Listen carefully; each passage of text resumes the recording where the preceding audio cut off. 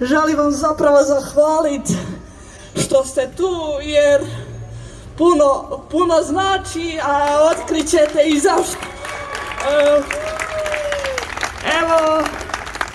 ja sam Mara, imam 22 godine, studentica sam na sveučilištu ovdje u Rijeci, druga godina preddiplomskog studija i evo, zapravo dolazim iz Metkovića, dolazim iz sedmeročlane obitelji, imam 2 starija brata i 1 mlađeg, velika smo obitelj, hvala Bogu. No šta je bilo? Moje majki je u 25. mjesecu trudnoće zbog bakterijske infekcije pukao vodenjak i doktor, to je ginekolog koji je vodio majkinu trudnoću i svi zapravo oko nje su govorili da me pobaci, da napravi feticide jer ako preživim bit ću gluha, slijepa i neću moći hodati, a kao što vidite sve je to pobjeđeno uz slavu Boga. I kako su nas zapravo poslali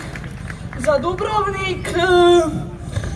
doktor je i dalje to tvrdio da me hoće pobaciti, međutim uz sav strah, zabrinutost i iščekivanje doma 2 male djece, roditelji su me htjeli i otac me htio, otac je bio velika podrška i zapravo uz sav taj nagovor da se ja rodim me doktor nije imao drugog izbora nego poslat moju majku za Zagreb